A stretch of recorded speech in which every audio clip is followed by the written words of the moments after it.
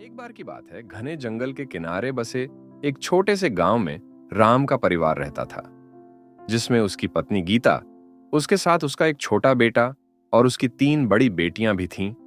उसके पास एक पालतू कुत्ता ब्रूनो भी था। एक दिन राम और गीता को किसी जरूरी काम से शहर जाना पड़ा। वह अपने साथ अपने छोटे बेटे को भी लेकर गए। अब घर में बस उसके 3 बेटियां ही थीं, जो बहुत ही होशियार और जिज्ञासु थीं। उन्होंने अपने माता पिता को बाय किया और उसके माता पिता अपने कार से शहर चले गए।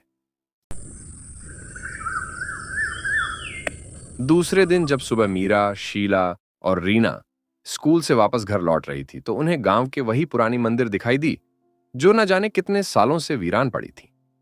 माना जाता था कि यह मंदिर किसी प्राचीन देवता को समर्पित था।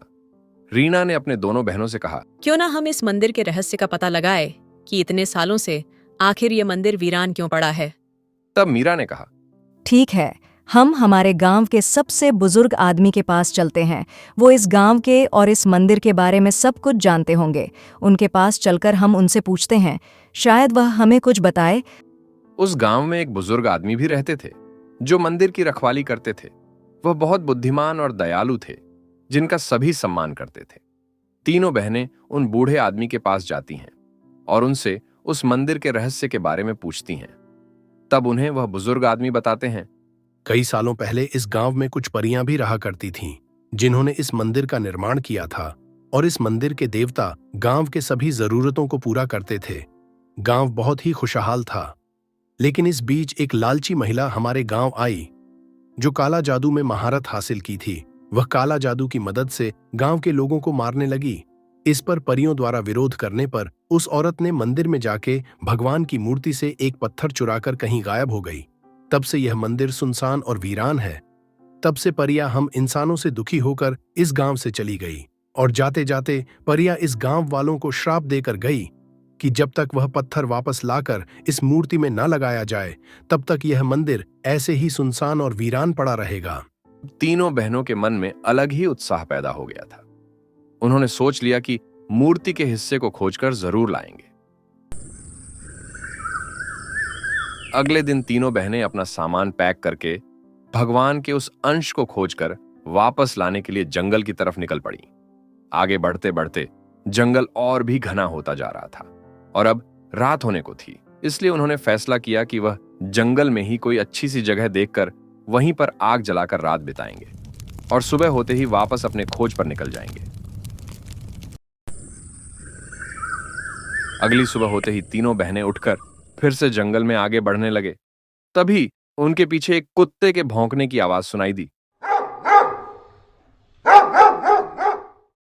जब उन्होंने पीछे मुड़कर देखा तो एक कुत्ता दिखाई दिया, जो उन्हें एक रास्ते की तरफ इशारा कर रहा था। तीनों बहनों को आश्चर्य हुआ।